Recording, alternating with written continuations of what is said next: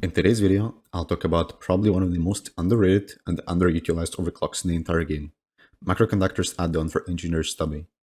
I believe that there are a lot of misconceptions going on around this overclock, as well as people generally not understanding how to utilize it to its full potential. I'll be focusing primarily on modded difficulties, Hazard 6 times 2 and going all the way up to Tier 6 modded difficulties, the highest difficulties actively being played in the DRG's modded community. However, even if you're a vanilla player, this video still could be useful for you. Also, this video is divided into chapters, so it's easier to navigate. Let's start with the basics. So what does this overclock do? When a bullet hits a turret and applies an electrocute DOT, that turret will apply 80% slowdown and 30 electric DPS for 20 seconds in a 2 meters radius around it. If two turrets are less than 15 meters apart and both are electrocuted at the same time, then an electric beam will pass between them that also slows and damages enemies until the first turret's electrocute expires. When the bullet hits a platform, it creates 1.5 meters radius sphere that slows and damages enemies, same effect as for turrets. In exchange, you get minus 120 max ammo and minus 2 rate of fire. So first, what a lot of people don't actually understand is that the electrical radius shown in the platform is not the actual damage radius. Damage from MCAO procs in a sphere with 1.5 meters radius, which can be seen as the smallest circle which pops in that animation. The full-size circle on the platform indicates the radius in which you cannot proc more effect. So basically, shooting more bullets in the radius will just waste your ammo without proccing the effect. Another very important thing is that electrocution status effect gets overlooked, since it's useful because of the standard 80% slowdown, but often it doesn't deal that much damage on its own. Here is the chart with most of electrocution DPS, duration and total damage. And as we can see, out of most weapons in the game, MCAO has the highest electrocution stats. And yes, I didn't include Turret EM Discharge overclock into comparison yet, since it does more direct damage when proccing the effect on turrets, but don't worry, I'll compare those two overclocks later in this video. Let's talk about upsides and downsides of bringing MCAO instead of some other meta option.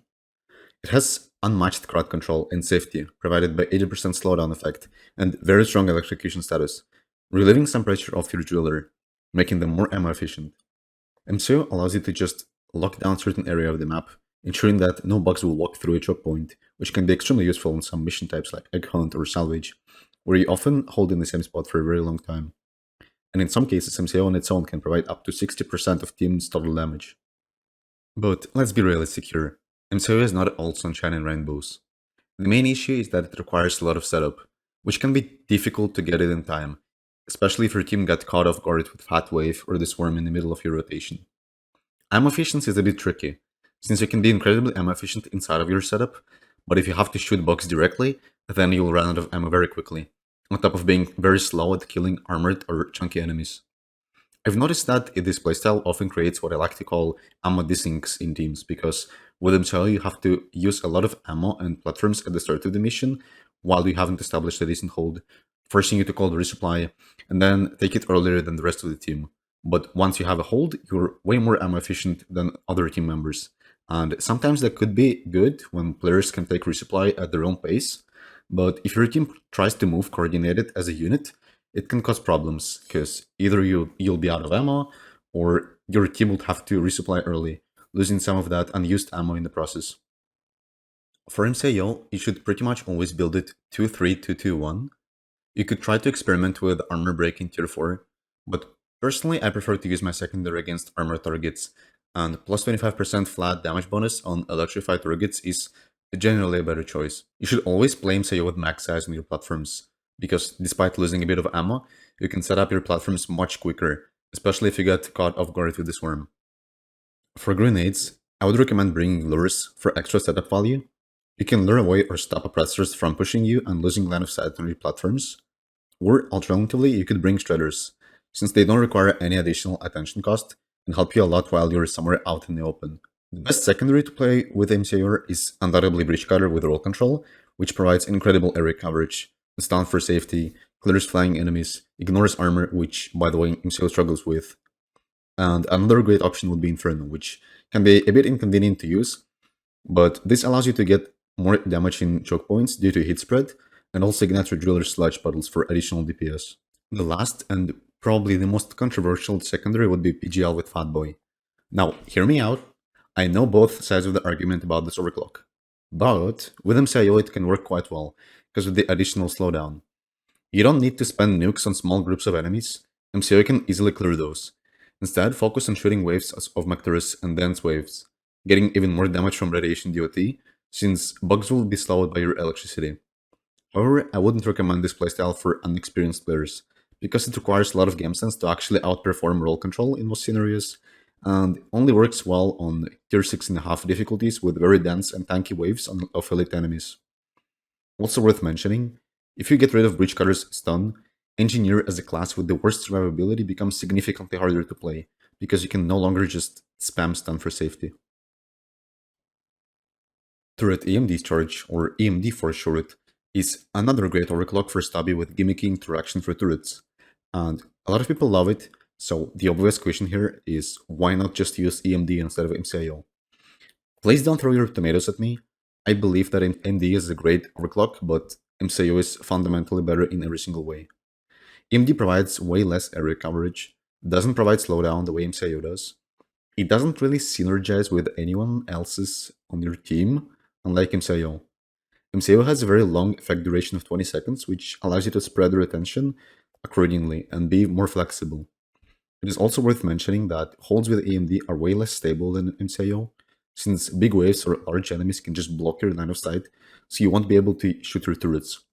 Also keep in mind that in this comparison, I assume that the player uses both revert AMD on on-build turrets and auto-build sentries mods, which make the life of AMD players much easier. But even then, I still think it performs worse. I gotta give to AMD the value of proc Fear, which can be quite useful for engineers since it's the class which struggles with the survivability the most, but it's inconsistent and you cannot fully rely on it. Another argument to bring AMD instead of MCIO is that you get the value of Repellant on your platforms, so let's get to that discussion. It may sound very controversial for many OG modded players, but I actually don't think that Repellant is 100% necessary to have in most situations. At some point, Repellant was considered to be one of the main engineers' contributions to the team, and I probably don't even need to explain all the benefits it provides. I'm not really here to argue that Repellant is bad by any means. I think it's incredibly strong, but I also believe that the value of extra coverage but MCO effect at the very least compensates the lack of Repellant, or in some cases can be even stronger.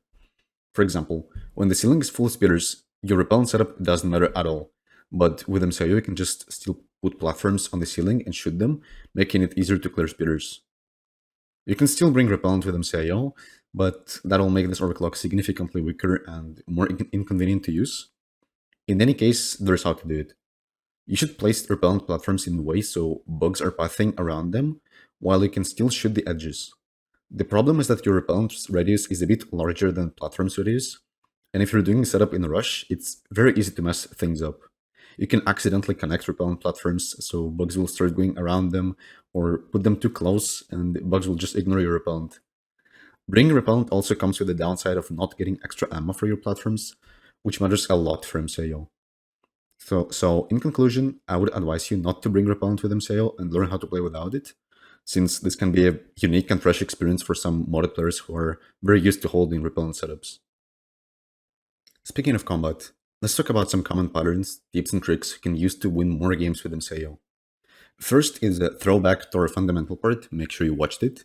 Always try to shoot the edges of the platform and not the middle, because this way you can proc the effect multiple times on the same platform. And make sure to not shoot in the electrified radius, because the effect won't proc twice. MCO is much stronger holding the choke point in the tunnel, so unless you have to hold around the objective like on Salvage or Escort, you're much better off finding a good tunnel to hold in. The rest is pretty simple. Slap a bunch of platforms around these, shoot the edges. Sometimes it's worth to use your turrets on top of platforms on the sides because laser beam can cover a lot of area. And this can also help you against flying targets. Personally, I find very satisfying and useful catching McTurrets and Goo Bombers inside of the beam for that massive slowdown effect. Keep in mind, however, that this beam also slows you and your teammates down, so please be careful with it. Most of the skill when using MCAO comes from your experience in positioning. There aren't actually so many criteria to determine which place is good or bad holding with MCAO. You just have to play it and feel it, but I'll still try to explain it a little bit. First, you should always place your platforms whenever your team enters a new room to help dealing with the encounter. You should always have a line of sight on your platforms and turrets, So if you're getting pushed back, or if you can predict that you will get pushed back, you can set up emergency platforms. When the bugs breach through the main layer, you're not getting to get overwhelmed immediately. This concept is especially important with a terrain that has elevation changes. You usually want to get at least one layer of platforms per elevation change.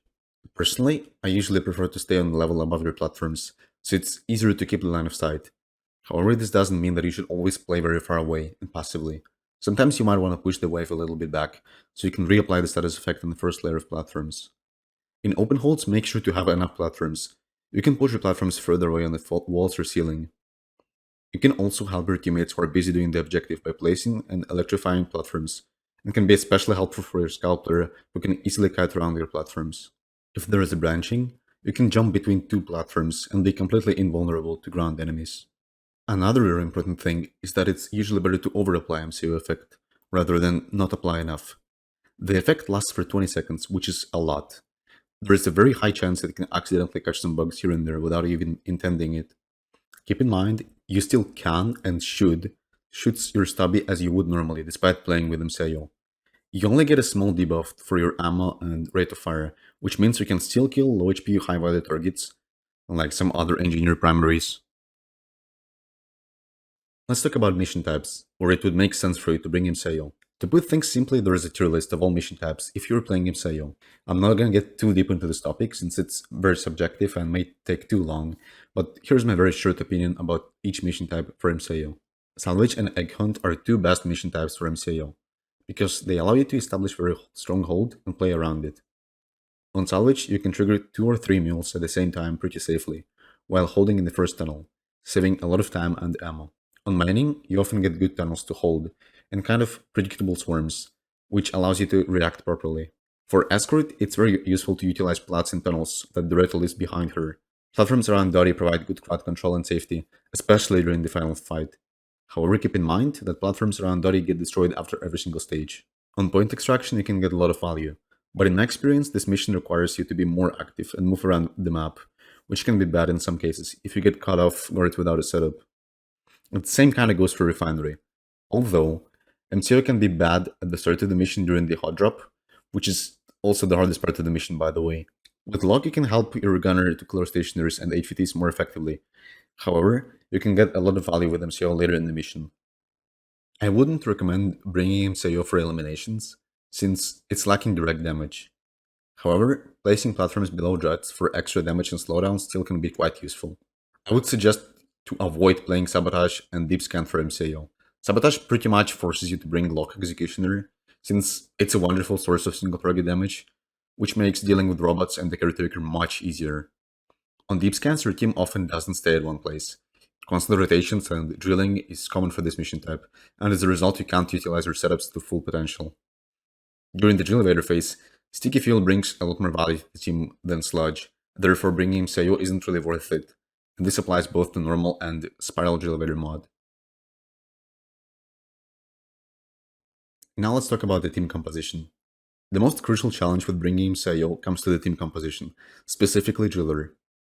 Driller can't use their flamethrower with Sticky Fuel, which is often considered the best slot in Tier 6 modded difficulties. Flamethrower and MCAO just overlap with each other. With MCAO you tend to spam a lot of platforms, which heavily limits the ability of a flamethrower, and the flamethrower can burn and destroy your platforms in return. The solution is fairly simple, just bring Sludge instead, if your team plays around Gunner's Volatile Bullets Fire Comp, or you can bring a Cryo Cannon. In both of those cases, MCAO would greatly synergize with Driller primaries, providing extra status effect and slowdown for Sludge, making bugs pretty much stuck at the choke point, forcing them to take more damage over time.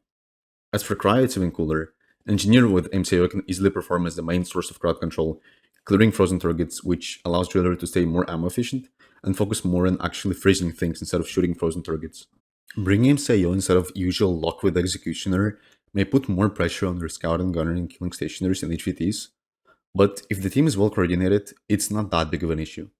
Moreover, I found myself having much easier time in difficulties with denser waves and elite enemies spam, because Sludge and MCAO lets you kill them a lot faster. The slowdown effect also allows your scout to switch off IFGs to Cryonades, which can benefit more aggressive independent playstyle, better Mector clear, easier revives, etc. MCAO is a great overclock, which obviously has its downsides, but if you learn to play around them, you can unlock new engineer playstyle and get a lot of good experience. I appreciate you making this far into this video. Make sure to leave your feedback and ask questions if you have any. Also, you can follow my twitch.tv/Fayree where I stream often. Peace.